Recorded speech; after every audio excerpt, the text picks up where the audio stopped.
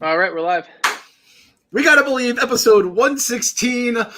I'm gonna call this episode "Thank the fucking Lord we won yesterday," because this would have been a really hard podcast to get up for. A really hard podcast. 7 games back in the standings. It's not easy by any means. It would have been just that much harder, especially if they had blown a lead, which would have happened obviously if they lost. But we win.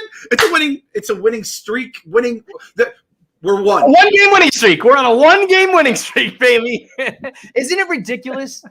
I swear to God, baseball is the sport where every game should mean the least, right? Mm-hmm. 162 games. These games, you shouldn't even care on a night-to-night basis. Yet baseball games through and through feel the most important to me. Like, one win can make a huge difference. One loss and the whole thing can go off the tracks. It feels like a football Sunday every single time these guys play. I wish it wasn't that way, man. I was out in Vegas and Caleb was there with me. We went out to dinner one night and I'm like looking over the fucking, watching this TV that's like across the bar. And he's like, "You watch baseball every night?" And I'm like, "Yeah." And he's like, "Why?" It's like, it's so boring and you care. And I was like, "Yeah, man, I know it's a mental illness. I wish I didn't. I don't like it. I don't enjoy it, but I do." And every single game seems to matter when it should be the total opposite. We shouldn't even care because there's 162 of them. Kev, you say it all the time, like your parade rants and just stuff that we were into when there was nothing else. Baseball is the epitome of that, and you live and die with it. And then there's stuff like football. It's like, that makes sense. You should be living and dying with every moment of that. But it's like every play of every inning of every game, there are thousands, millions of them. I don't know how many plays there are in a baseball season for this one team, and we live and die with a fucking strike beam. It's like, that was the worst call. This whole season fell apart on that missed strike 3 that umpire fucked up. It is so goddamn stupid. And hopefully, the people, our children, our children's children, if Uncle Stevie doesn't turn it around, I'll say that. Hopefully, baseball goes the way of horse racing. So it's just the diehards of diehards can live and die with it. The people who there's a few old men at the park who are they got their programs out and they're watching this dead sport that no one cares about anymore. It's sickening, man. And that's, I think, why that's why the Frank Flemings of the world are the worst, because we already are absurd about every single pitch and every single inning. He takes it to a level where it's like, all right, well, calm the fuck down, dude. It's not like that. But I had made a promise that if we were under 500 and 7 games out, I would call it. I would call it. But lo and behold, we were fucking under 500 and 7 games out 5 minutes later. And I'm just not ready. I'm just not ready. And I'll tell you why. Because of what happened yesterday. Javi Baez comes back.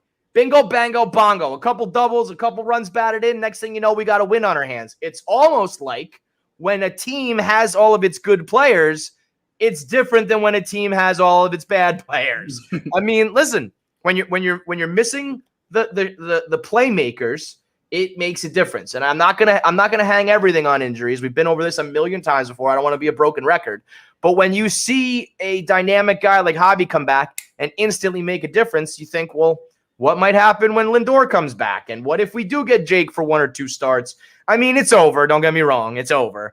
But I'm just not calling it this year because at this point, I'm pot committed. I've made it this far. So now I'm holding on just for the chance that there might be history made in the other direction. Maybe, listen, we lost 11 games in 21 days. Okay. Maybe there's a chance we gain them back. I mean, at this point, I'm just playing, you ever watch a game when you're down 10 runs because you're like, well, now there's a chance that I witness history because maybe they come back. It's like when you're down 4 runs, 5 runs, it's like, turn this game off. This is over.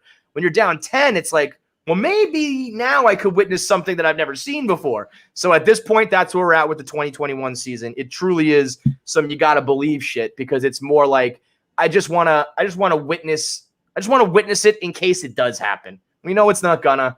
We know it's about building towards next year at this point. So I'm watching for next year. I'm watching some of the enjoyable players, and I'm just hoping for a miracle. Yeah, it's. I think it's a perfect storm. It's actually the opposite of the hurricane, that quote unquote hurricane that just came here. Bitch ass Henri. Yeah, Henri. We actually just got hit by like a category 5 hurricane in Mets land, and it just wiped out everything. And I'm just sitting there like, oh no, we'll be all right. And it's like my head is unattached from my body right now. Mr. Mets' head is in the sky, his body is on the ground. That's kind of what just happened. I'm just sitting there like, it's gonna be all right, because it's like the perfect storm. It's like I'm trying to not be negative, because again, I think long term everything will be okay with Uncle Stevie. I truly do believe that. It's also like you can't, like, baseball has become this weird, like, it's not even a sport. It's more like a math equation for everyone now, where it's like, if you have this guy with his WRC and this guy and this team, and they're getting, their regression is going to go this way. The Braves just became the hottest team in baseball. Before them, the Phillies were the hottest team in baseball. And if it wasn't them two, it was the Dodgers, who we just played for like 7 games. So it's like we just went through an absolute buzzsaw of either playing or having the teams that were chasing us all being the hottest teams in baseball. And we also absolutely stunk, because our team stinks, our team's hurt, our offense is all right. I'm not saying this anymore. The Mets are not a bad team. The Mets have a bad offense. I am sick and tired of the pitchers and the guys who can still play defense being lumped in with that dog shit offense of guys who might have tricked us with the fucked up balls of 2019. I think that might be what's at play here. When we take a look back like 10 years from now, we're gonna be like, oh yeah, they juiced the balls. Everyone looked awesome in 2019, and that's why we just kept waiting for the other shoe to drop with these hitters. I am sick saying that this is a bad team. It's a bad fucking offense that drives us nuts. So I think it's a mix of all that. There's a chance though. The Braves come back to earth. The Phillies come back to earth. They beat up each other a little bit. They regress. Kyle was saying, they got some like the Yankees, a West Coast swing, all that kind of stuff. If they take some losses and we get hot against bad teams, then we can get in this. And I fucking swear to God, it's so stupid to say. Now listen, in the sake of playing the other side, because I always will be the level-headed Mets fan, that's not going to happen. Yes. Okay, let's just be clear. I don't want people to listen to this and be like, oh my God, the We Gotta Believe boys are still out here saying we're going to make the playoffs. It's not going to happen. It's not like fucking like 100% impossible, because what Clem just laid out is relatively possible. Like the same way that we got, well, you know what happened this year? We got Mets. Like we got Mets, man. Like there are still things. Steve Cohen can't change the fact that like when we get bad, we get bad. And when we get bad, the other teams get good. And when we get bad, our schedule gets hard. And all of these things coincided. And that's just the way things go for the life of like Mets fans and Jets fans and Knicks fans. It's just how it is. So none of that is going to happen. But like I said, baseball is so stupidly long. 40 games is enough for some shit to get like crazy. 35 games, whatever it is enough for things to get wild. But it's not gonna. Kevin, you motherfucker, you promised me when that fucking, you told me that Pittsburgh series was going to happen, those Pirates, that double series, you promised that there would be another side of it. Now, wait a minute. It didn't happen. Now, wait. If we sweep the Giants, we will go 5-8 on this streak. I mean, I'm just saying, it could happen. Let me flap my wings. It's we said we would sign for 5-8. 5-8 is possible still. I fucking thought that I was like doing the numbers in my head. I'm like, we've won 2 games, but I'm like, you know what? We got 3 more. That's 5. That's 5. Like Mets up 4 has become. Can we just win 5 out of fucking 13 games against the Dodgers and Giants here? Oh my God. They're gonna have to go on like a 2019 Mickey Callaway run where they won the entire month, and we just need to hope that the Braves shit down their leg. That's pretty much the only outcome that you could hope for. But hey, stranger things have happened. They have to play the Nats and the Marlins. And I know the Marlins give us a hard time all the time, but those 2 teams suck. And they're going to have their September call-ups. That's my thing is like, I'm at the point where, like, I don't want to be Tom Scabelli. Tommy Smokes, like, when the Yankees, I think, by the way, that's the other thing that's looming in the back of my mind. I think the Yankees are going to win the World Series this year. And that's good. I legit, like, I'm calling it now. What is it? August 23rd. The Yankees are winning the World Series this year. And that's going to make this hurt so much more. But I would kill myself if I was that dude who double consoled and bail and wanted Boone fired and wanted Cashman fired. And then they go on the run and everybody spends the entire time while you're trying to celebrate, pulling up your tweets and saying how you bailed on them. So at this point, I'm just holding on, like I said, for that possibility. And so, yeah, like I'm holding out at this point. This is my most emotional of years. Like my console is usually very rational. It's not based on anything else other than my own like feeling. This time I'm going to be emotional with it because it's like I still want the possibility to shove it up Frank's ass or I don't want to shove anything up Frank's ass. But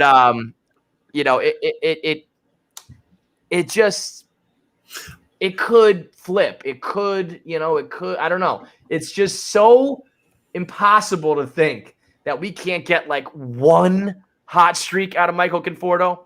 We can't get Dom one time to play like he did during the shortened season. We can't get these guys to click once in 162. So I'm just going to pray and hold on for dear life. But it is, that's the whole thing about 162 is that usually it all evens out. Just here's my question. Does this mean that these guys are just not good? Does this mean that it's time? Like earlier in the year, I was like, bro, this is kind of the beginning of things for this core. And if it doesn't work out this season, that's okay. Now I'm like, Jeff McNeil kind of came out of nowhere, and we were so excited for him.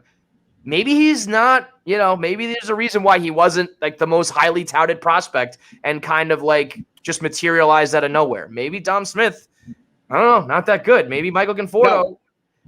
I will not allow it. I know you love Dom, but like by now, if you're good by now, wouldn't you have had some sort of show of life? Two things. One, McNeil's approach this year has been absolute dog shit, and why did he change?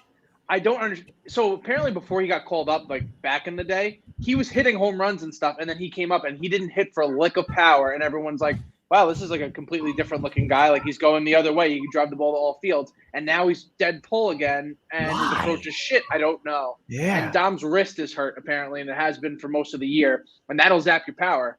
But yeah, that's what I don't get to. Like, I don't know if it's a tough guy thing, if it's an admirable quality, if guys are like, I don't want to blame injury. But if you're fucking injured, say so. Because that changes things drastically with the fans, If it's like I'm out here every day playing hurt, and that's why I'm totally like, a different player, I'd be like, okay, now we know why. But, this tough guy act, if you go out there every single day and keep playing, it's not helping anybody. Yeah, it's really tricky too, especially when some of these guys are playing for contracts and stuff, and they're just trying to. It's like people are going to look at games played before they look at the batting average at the end of it, and everything else gets fucked with it. Your home runs, your ribbies, everything else runs, and it's one of those things. Whether it's not as much Dom, he's a little younger, but all these other guys who are coming up like Baez, he has a contract coming up, right? And I mean Noah would probably be pitching through whatever if he didn't have fucking Tommy John surgery. So It is one of those things that I don't know, and it's like that's what always drives me nuts is if you have a team that kind of either fades, collapses, whatever you want to call it, and then like 2 days after the season, 4 guys are going in for surgery, and it's like, oh, that's why there was, yeah, everyone's going in for surgery right now. I hope it's like that. I'd rather that would be less embarrassing for me. And who's the biggest concern for you? Who's the biggest concern for you guys? Because for me, it's McNeil. I'm nervous about because it's new ownership. There's a lot of turnover. And Lindor and him had a thing, and Lindor also loves Baez, so I can see him like chirping in someone's ear, like, "Hey, definitely. We can get some moves for McNeil if you're gonna have him play third anyway. Like, let's just get rid of the guy." So wait, when you say concerned for, do you mean like concerned that we're gonna lose him, or concerned that they're not like getting shipped out of town? Yeah, I mean, it's he'd have the biggest. I think Conforto will probably be just let go, like just go do, maybe a qualifying offer, but same sort of thing where it's like old regime, new regime, old player, like definitely not. And let's call a spade with Mike. Like he's never been like the franchise player, he's had like flashes of hope, but that's basically what I'm saying is like, who do you move on from and who do you say this year we just throw out and go? Like if McNeil was, if you sit down McNeil and say, cut this bullshit out and stop and start just spraying the ball all over the field again, like bring me back the old McNeil, then it's a different story. If this is Jeff McNeil's approach going forward, like I hate to say it, but then I'll pack your bags for you. It's awful. But like, who would you be okay with packing and leaving? This is like the Daily News or the Post does like the keep them or dump them thing at the end of the year. And I mean, listen, everybody wants JD gone, and I know our guy DeComo. You said it. I know. I said it too. But did you see DeComo's tweet that still now, right to this, up until today, he's got better numbers than Chris Bryant the last 3 seasons. So I don't know. Everyone hooting and hollering for Chris Bryant. It's like, well, the guy we've got right now has been better than him for 3 straight years. So I don't know what you guys want, but I get it because he sucks in the field too. But so who do you want? Who do you want to see here next year, and who do you want gone? I mean, so out of all those guys that were, so it's Conforto, McNeil, Dom, JD, right? Those are Pete is the only thing keeping us alive. Yeah. Pete and Nimmo is the only thing carrying this fucking team. It's not even carrying them. They're dragging the corpse of this offense, and they're just like throwing it up the stairs. I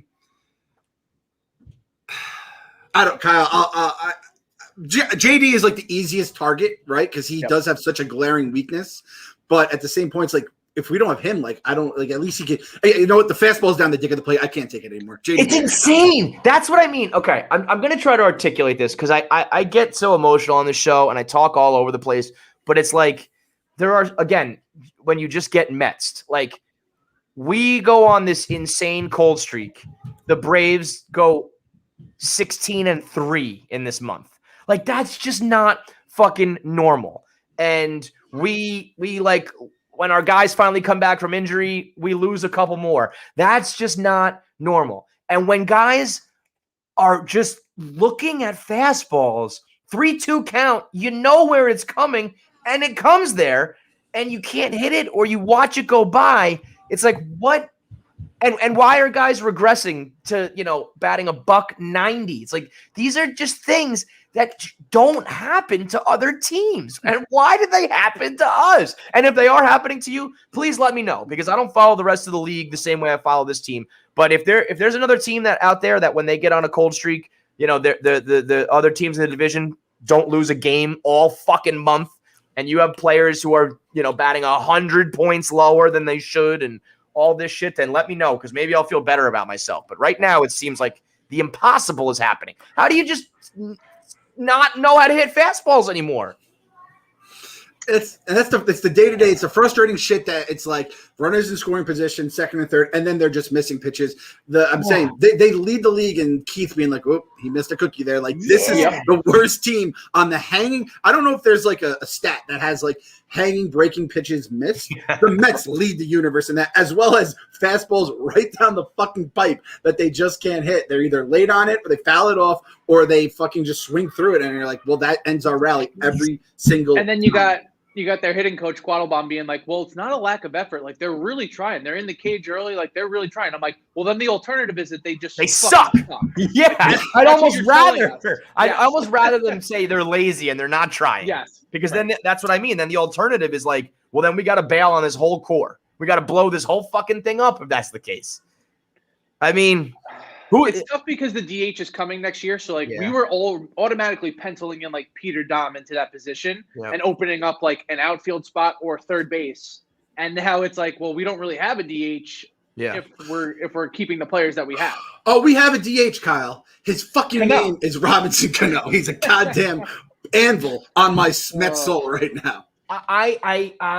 Would you take him back right now if you could? Would you take him back immediately and insert him in this lineup? Just that bat? Just put in that with bat steroids? Why Isn't that sick to think that we would take That is sick. Yeah. Like, we're longing for Robinson Cano. That's sickening. That's how you know you got issues. I don't get how it can happen. And but anyway, listen. Let's just say this, Kevin. At least the fucking West Coast is, and it was a good break. Like, I got a break from the Mets. I wasn't like staying up till 2 a.m. I wasn't live tweeting. We did the Instagram takeovers and shit like that. But it's like I just needed we needed some separation. It's like we went on a break. Yeah, we went on a break. I like we fucked around. We slept with somebody else.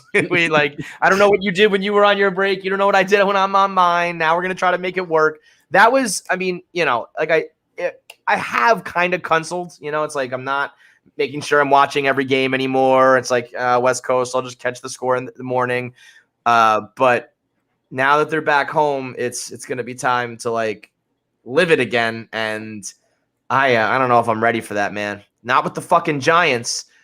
I mean, the Giants are the anti-Mets. It's like, You look at them and you go, how are they so good? You look at the Mets, you go, how are they so bad? You look at the Giants, how are they so fucking good? Because they just got professional hitters, man.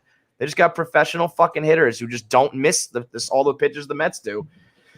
It's a combination of the team sucking and us also happen to be playing teams that are competent in what they're doing. So like the Dodgers weren't killing us at times. They were just grounding into RBI groundouts and hitting sac flies. AKA playing baseball, Kyle. Right. Playing baseball. We're not asking for much here. That was my biggest thing I was always jealous about. I mean, other than the World Series trophies at the end of the year, I always loved the way the 90s Yankees played baseball. That was the way to play baseball. You fucking hit and run. I always loved that shit. That's the kind of stuff I liked watching growing up in baseball. They always said Tories, they played National League Baseball. I like that shit. Yeah. We're playing American League Baseball with National League hitters. Players. Exactly. That's really the way to put it. And really, you know, when you really break it down, it's like, and this is where, you know, Frank was right. If somebody said to me, if every single time on this show I said, yo, man, like we're 4 games up and we might get Syndergaard and Carrasco back and Lindor might come back. If somebody said to me, listen, dude, Syndergaard's not coming back. Jake is hurt. Carrasco sucks. All of these guys you're waiting for, the cavalry you keep talking about, is not going to help. As a matter of fact, it'll probably hurt. Then I would give you credit. Then I'd be like, you're absolutely right. But almost everything has gone wrong. And even living Mets life, like even always expecting the worst, nobody would have told you that every single thing you could, you know, if you could have listed out everything that went wrong, like then hats off to you. You are a fucking oracle. But I mean, none of it has gone well. The brightest spot's been the bullpen. Like, which is crazy. We should have been 12 to 15 games up if we could just hit the ball. I know. There were so many stretches where we were losing and every other team was also losing. We didn't gain any ground whatsoever. And now they're winning. And now we're still losing. So like that's the test of the team. Yeah, I mean that's how it goes. It's like we were winning and then we're losing. But yeah, I mean, I know what you're saying. What's crazy is that if we were 12 games up and we had that stretch, we'd still be fucked. We'd be 1 game up. Yeah. We lost 11 games in the standings. It's sickening. And this is the one time I don't even get like that angry at the offense, even though we lost every game by half the games by 1 run to the Dodgers. It's like their pitching's fucking good. It was all the other teams that we faced. When you get scoring 1 run in bullpen games, I just have no fucking hope for you as a franchise. And you're doing it to the Marlins. You know, the Marlins have a couple guys that come up, and you always expect a guy from the minors to shove it up your ass from the Marlins because he's probably was acquired from some Hall of Famer they traded away a few years earlier. Right. But it's all the other guys that we just no-showed against. This is where it comes to hurt you, is when the Phillies or the Braves get hot, and it's you don't have the ammunition. You didn't go on the Oregon Trail. You didn't hunt those 100 pounds, store it in the wagon for the fucking cold days of December on the trail. So I'm in fucking Oregon Trail country. That's how you know my brain has been completely warped by this stupid goddamn fucking team. But it is. And the thing is, though, Javi Baez has that slide. I'm 100% back. I know. Win the game. Because you know what it is? It's like I said, it's the playmakers. When you're oh, that's not just okay, he got a hit. It's oh, this dude is doing things on the diamond that nobody else does. And that gives you such hope and such excitement. That's how starved we are. Is just a double with a cool slide has me being oh my God, I have tears in my eyes. Now, do you put Javi at third? Can you put Javi at third, or do you keep him at second and you move McNeil to is that the play? Because I feel like McNeil just keeping him at second. They're going to keep him at second. I feel like McNeil has been used to being. I used to be, beating the drum of let McNeil play second. He's good enough that he deserves his own spot. Now he's back to you're lucky to be in the lineup, so you play where we put you. And I think he is still competent enough with the glove that he can play multiple positions. So I'd leave Javi, put him at third. And the crazy thing is, it could just be VR. I know. Yeah, I was going to say VR is our second best player. Yeah. And he can't run the bases. He's like Daniel Murphy on the fucking he either makes one tremendous play and then he gets picked off 3 times in a row. I'm what the fuck is going on? Getting picked off, or when he ran right into that out at third when he was the runner at second, it was what the fuck is going on? I mean, it's just been a complete. It's Space Jam. They took our secret stuff. It's we were never that good to begin with. They took our are mediocre stuff. Are not absolute shit stuff. But the thing with McNeil, maybe you need to keep moving him around on defense so he doesn't have time to even think about his approach to the play. And he just has to go with like whatever got him there. Because he's too busy worrying about like dropping a fucking bloop pop-up in left field, or he's going to be at third base. It's all so maybe he's just one of those guys who just needs to be kept on his toes. Or maybe we need to get Robinson Cano's secret stuff. Maybe some actual. The secret stuff I use to keep my hair in order. It's a little something from Fleischman's Salon. She's got secret stuff of all kinds. She got the gummies to help your hair grow. She's got shampoo and conditioner to help the hair that you have on. Look at the shine I got going today. Look at the shine. Shine's going. The flow I've got going today. Then you get the paste. Look at this.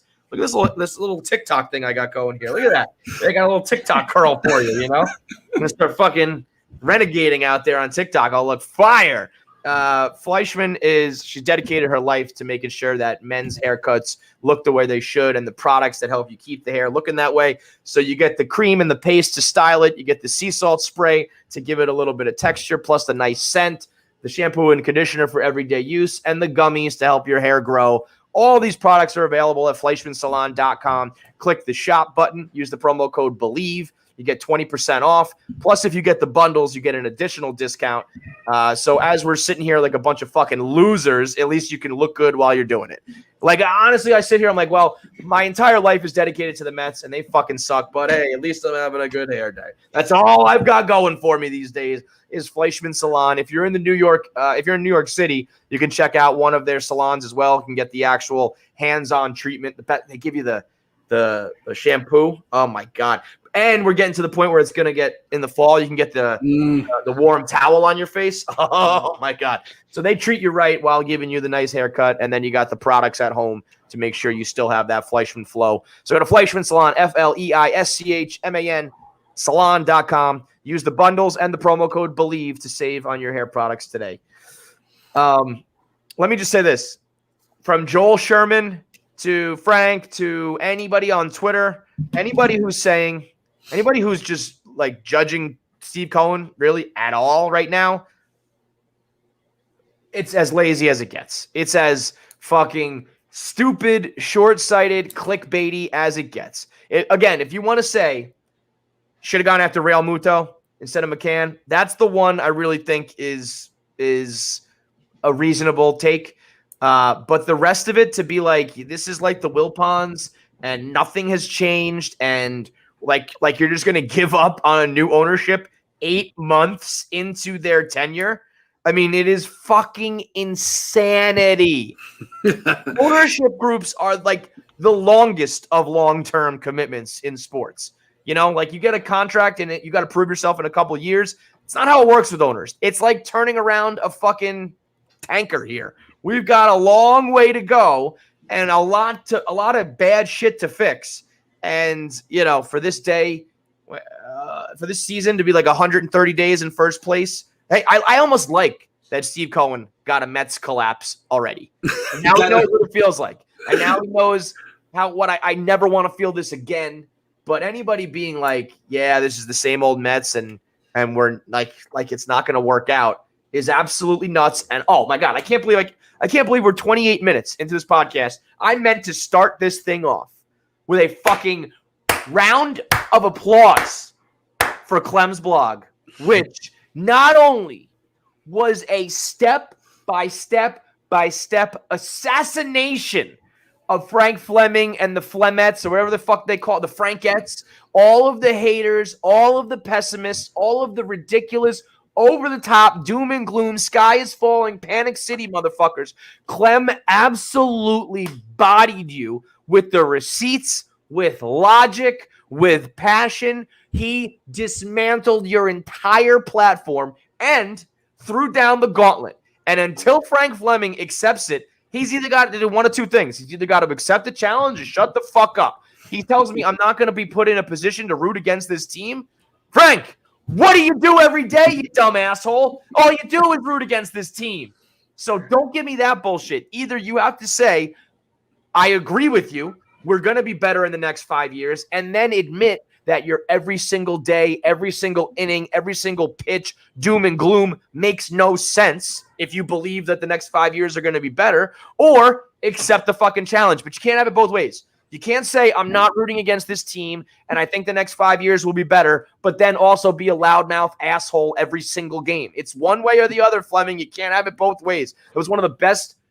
That was the most concise, logical, well thought out, well laid out explanation and discussion of this team all season long I've seen, Clem. It was unbelievable. I had a fucking, week, 2 weeks, whatever it was, of just nonstop assholes tweeting hashtag Frank was right, which, by the way, 90% Yankees fans or just that's straight up. Like, it's like if you have a Mets image in your profile, I'm like, all right, and those are the people who I have no problem bitching and moaning because they're the ones who've watched this offense just completely shit the bed and the losses and all the frustrating shit. But it's all the Yankees fans, and that's my problem with Frank in the long run here, is if he wants to be negative, be negative. Like, he's been negative forever now. But now with Steve Cohen, I have a problem with it. And then you let Portnoy and you let the trolls like Tommy into it. You let you're a Trojan horse. You bring all this to our gates. We have enough shit to worry about every single night at 7:10. I don't have to worry about all the assholes who are trolling us too. So that's when I said, fuck it, we'll go Mets fandom on the line, retirement match. And Frank told me, he said he's not doing it. He basically declined the match. Well, then you got to shut the fuck up. Like, it's, And you know what? I'll tell you something, Clem. You were very fair, if not a little bit risky with some of the terms of your deal there, because, 5 years is like, we've already lost one to injury and / just Mets incompetence. What if next year they decide to blow it up a little bit? And then the third year they've got to start to click and gel. And I mean, you've got some terms of the deal there that were pretty, you were generous, including the World Series run and the 2016 quote unquote playoff appearance. Like, the Mets got some work to do, and he still wouldn't take it. I was reading that. I was like, whoa. This is a pretty legit showdown. And as much as I think that Cohen will shine, there's every chance that the Mets still are the Mets. And then, and Frank still wouldn't take the offer. I was basically crazy. What movie is it where the guy takes the gun and puts it against the head, and it's like, pull the fucking trigger? I'm like, just give me a reason to retire from the Mets. I'm dying to retire from Mets, man. Fucking do it right now. But yeah, that was almost like it's a win-win. Either you're just done with it, because again, that's what I said about. I said that's what I said about the Lindor contract when people were saying it's too long and too much money. Either it's worked and we've won a World Series, in which case I don't give a fuck about overpaying him when he's 35 years old, or it hasn't worked and I'm doom and gloom and I want to kill myself anyway, so I don't care about this one bad contract. So that's you with if it works for the next 5 years, that means we're in great shape, and if it didn't, you're going to want to cancel your life anyway. So it's kind of a sneaky win-win, but that was a very fair offer. And for Frank to be like, I don't root against this team, is absolutely crazy, because it's then it just logically doesn't make sense. If you look at those terms and you say that you think the next 5 years will be better and I don't root against this team, then you got to stop behaving like this every fucking day. And this is the thing. Frank can be negative all he wants. I don't have a problem with that. I said I love the guy. I mute him during baseball season because it's again, I see enough negativity on my TV as these guys ground into fucking inning or rally killing double plays and shit like that. I'll unmute him when the season's over. I get to watch the victory roar during Dolphin season. It's very fun. I can't deal with this right now. It's when you're then calling me out, demanding apologies. I'm like, all right, now you shut the fuck up. Now you got to take your dick out and put it on the table. I took my dick out, put it on the table. Frank didn't want to do it. He DM'd me, and we went over this through DMs. And I told him I go on his podcast too if he wants to discuss it further, which I think at least I'll do. I think you're. Well, here's the thing. This is what bothers me is what Frank doesn't realize, and what some of the delusional people don't realize, is that they're getting trolled. When Dave quote tweets things and says this is a strange apology, when we say fuck you, Frank, he's stirring the pot and churning the waters. Dave doesn't really, and then then these guys get emboldened where they're like, look, Dave's on our side. It's no, Dave just is playing puppeteer and fucking around with low-life Mets fans. He's coming down from his ivory tower and playing with the peasants for a day, and he's promoting the T-shirts, and he's trying to make a buck, and he's fucking around with Frank, and then these guys think it's serious, and it's oh, come on, guys, see what's going on right in front of you.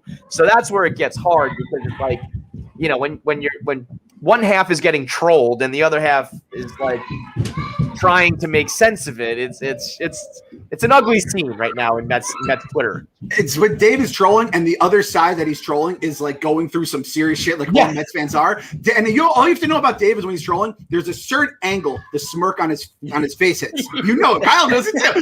And his voice changed a little bit. I don't know what you're talking about. The Wilpons have been a good, like that kind of shit. He does the eyebrows up, and he's like, I don't understand how they're not. And you know what? What's really unfair is, if you'll notice, like go back to Frank's appearance on the Rundown with me like a week or two ago, and pretty much always what happens on Twitter.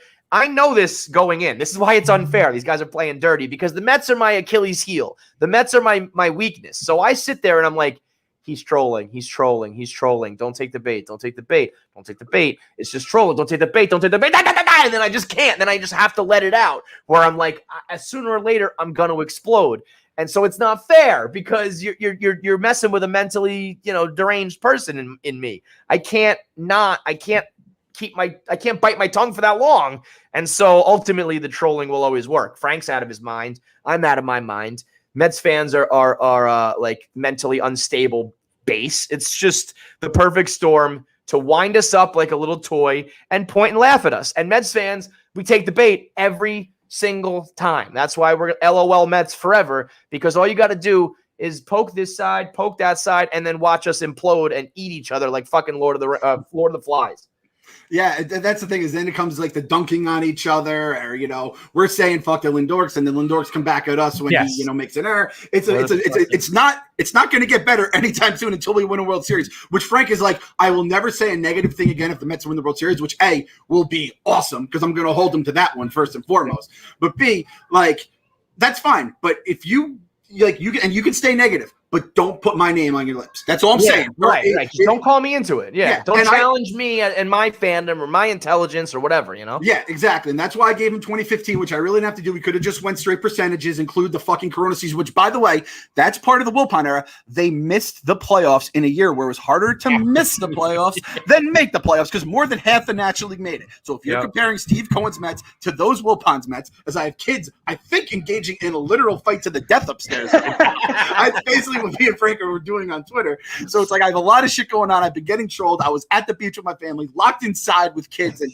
there's no such thing as vacation with kids, no matter how many Barry's do me a flavor cheesesteaks you have. So yeah, I reached my fucking boiling point, put the dick on the table, and it doesn't look like we have a match. We'll talk about it on Frank's podcast. And he's going back to this Kumar Rocker thing. Like, I don't know. Like the Astros did inside the number one pick of the draft. They got what's his name, Alex Bregman, the next year, and won the fucking World Series. So by the way, if we did sign Kumar Rocker and then his elbow exploded a month later, he's exactly from the top of the fucking mountaintops about how this is the same old Wilpon shit, and that you playing both sides of the coin. Right. And it's like, you're never going to be happy if that's the case. There is no world in which the Mets sign Kumar Rocker and he gets hurt that Frank doesn't flip the fuck out. Of course not. I mean, and that's what's silly about even wasting time talking about Frank. And Joel Sherman. Fuck Joel Sherman. And that's what I mean. Like, if it was just Frank, it'd be one thing. But there's other people out there who are really like, and you have to know that they're trolls too. That they're just looking for their clicks, and they know that Mets fans click on the negative headlines more than the positive headlines.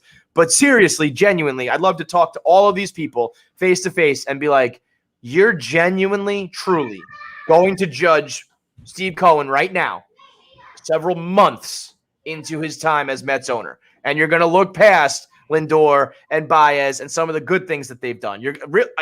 That's your approach. Like, okay, then like you go do that. I've honestly considered this year was so.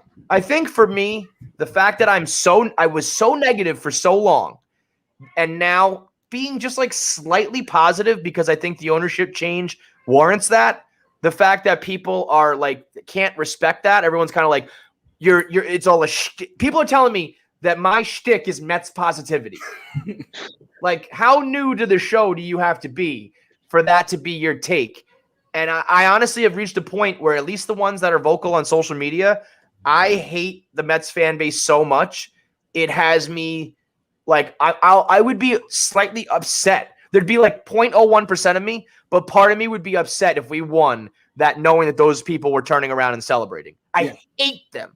I hate them more than I hate other fans. I hate my own fans the most because they're so illogical and stupid hypocritical and play both sides, like Kyle said, I've considered, and I don't know, I might do this. Maybe this will be an experiment. I'm considering unfollowing, muting, whatever, all of Mets Twitter.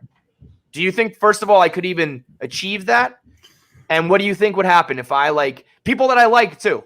Like people that, I enjoy Meek Phil. Like, sorry, brother, hate to do it, but like it's fucking with my mental health to a point that I'm not enjoying the Mets anymore. Even when the Mets were bad, they were still like, I wanted to do it. It's a battle I wanted to go into. Now with these people, I'm like, this doesn't even have the same appeal anymore. Do you think I could pull that off? And what do you think the results would be? No, you're sick. You're in a Vegas bar looking across the fucking room. No, that I wouldn't change. I would still watch. I would still do the podcast. I'd follow, maybe you guys, and that's it. But like, even the 7 line, I'd mute them. I'm not going to take away anyone's numbers, but I'm muting everybody, and anybody who chirps me, instant mute. Anybody who like is negative, instant mute, and see if I can cultivate my own Mets fan experience where it's just like, these are the normal people who understand that it's like a long-term process, to understand the injuries, who understand this, that, the other thing. Do you think I could even do it? Yes, I think you can do it, but this is what I'm going to ask you to do. I want you to do it, but now I need you you're basically going to a world without Twitter now, right? Without Mets Twitter, so without Twitter, I need you to get all your Mets information by buying the newspaper every morning. Not going to the website. You got to get the ink under the fingernails. I want you to have to read the Joel Shermans because that's in the paper, right? This is the thing, though. You people don't realize it. They like to cite, the social media platforms. They blame the Zuckerbergs. They blame everybody else. But you ultimately control your own social media and internet experience. Ari Shaffir, he went on YouTube for one straight week. All he did was search puppies and watch puppy videos. And within a couple days, his entire YouTube experience was they were feeding him puppies. It was all like what to watch, recommended, puppies, puppies, puppies. You look at my kid's fucking iPad, you look at Keegan's iPad, it's all monster trucks because that's all he fucking watches. If you can blame all the trolls and everything you want, but you're not cultivating your own experience. And I think if I were to cut out all of that from my life and then it was just the Mets are losing and that sucks, but I don't have to argue with like legitimately like brain dead morons, I think this would be a lot easier to swallow if that was the case. I think I'm going to try to cultivate a Mets Twitterless social media experience because they're that bad. They are that like unenjoyable. It's that ugly. No, I'll be honest. If we're gonna come clean, I muted a lot of people in the last few weeks. Like a few people that I follow that were just being like I don't need to see the negativity nonstop. And I'm not. And again, I think everyone thinks I'm the positive guy. There are more positive people than me. Darren, who we love, is more positive than me, right? That's an idiot 96er saying that right here. So I do think there's kind of all different levels of Mets Twitter, but I think it would be like we've done this experiment in the past. I stopped watching Mets games. You would then narrate them to me when I thought Jason Vargas got killed. You threw like a one fucking hitter. I do think that's part of we got to believe we are scientists on this podcast. We are baseball scientists, and I think your hair might somehow get even better looking because the stress is out of your life, right? Oh my God. You kidding me? We may have that. We might become like social media curators. Like you give us our social account, we'll make it an even better experience for you. We'll be the Fleischman Salon of Twitter, right? We can do this kind of stuff. So Kev, I'm going to ask you to do it then. Oh, yeah, we're going to do that. And we'll give a month worth of time here. Maybe if you could do it till the end of the season, at least a regular season, because you never know, right? Got to believe. And we get to the end and we'll see if like you'll tell us if your mood has changed. You'll tell us if your experience has changed. Yep. I know you're not going to be fucking arguing with people. I just go to your timeline and I just see you just battling. No, I'm not. And that's my own. Like I'll mute all these people, but I'm not going to waste my time. I've made my argument. Like my argument by now if you've been paying attention. Like I saw Meek Phil tweeting at Cohen being like, I hope you're happy with those mid-level prospects you kept. Like I just can't believe there are still people who think that these mid-level prospects would have netted anything that would fix all of these problems. And what if those mid-level prospects next offseason, when he's really making moves and he's not just buying rentals, what if that's more valuable then? There was no Band-Aid that's going to fix the worst offense in the league. They're that bad. There was no quick fix for that. And I saw that and I was like, I have made my point very clear that I don't think this was the offseason, the trade deadline to really go after it. I'm not going to say that again. And Phil's going to disagree with me and say that we should have, and we're just going to go around and around. So I'm not going to do the same arguing. I'm going to do the muting. I'm going to do the unfollowing, all the beat reporters, everybody. I'm going to miss out on some things because like there's like news and shit that I enjoy knowing that you guys will probably have to fill me in on. But I'm going to try to change my Mets existence. He's going to come in with like a glow, just an aura around him next week. Like I can't. Yeah, I'm going to be like, so what happened? What happened, guys? What's going on? Wait, hold on a sec. Let me do this for real so you guys can even hear it too. Wait, let me see. Did I get that? Oh, wait. Did I mute it? There we go. You hear that? That screenshot was the before picture. Wait. That's your before picture. Right? Ready? I'm gonna because I was smiling, so I got to give you my real. Okay, this is just like my face. Okay, we'll see what happens by September. It's going to be like the president when they get to office versus when they leave and they're so much older. You're just going to be like de-aging. the reverse like of that. You're fighting a battle on two fronts. Yeah. Because when you're fighting the battle on two fronts, you have your own thoughts and you're formulating your own opinions on the team. And you're like, yeah, the team sucks. We're not doing well, whatever. But then you open up Twitter and it's just like the rabbit hole of misery where you didn't even think that you needed. Like today, for instance, Clem tags me in the numbers where it shows how far Dom has fallen from where he was last year to where he is now. I was blitzfully. You didn't need to hear that. Yeah, you didn't need to see that. Well. I told people not to tag you. That's why I tagged you. I didn't want you to see it. But that's what I mean. It's like you. Everybody with a brain has been negative about the Mets in the last month, right? But then when people take it to a ridiculous extent and you start defending them from that, all of a sudden people turn around and they're like, "Oh, you still think this team's good?" It's like, no. There's a difference between that and taking it to a ridiculous extent where you blame everybody and everything under the sun. It's like there's levels to this shit. So, but I'm not gonna do anything that morning because it's like, what do I care? What do I care about some dumb fucking idiots on Long Island who don't know what they're talking about, who are fucking morons? Go ahead, be stupid. I do hate knowing that there are that many dumb assholes out there that will turn around and celebrate the day that Cohen does get it done, though. It's like I wish I could fucking label all of them, scarlet letter those motherfuckers, so I know, and you don't get to enjoy the cake and punch at the parade. And let me be clear, because his name is brought up. We are not talking about Meek Phil. Meek Phil is a friend. Yes, he's a recurring guest. We're not talking about him.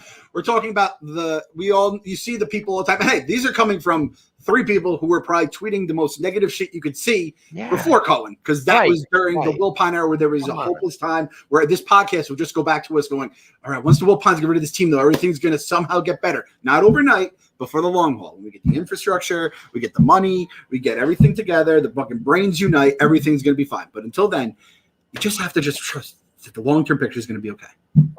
Gotta believe.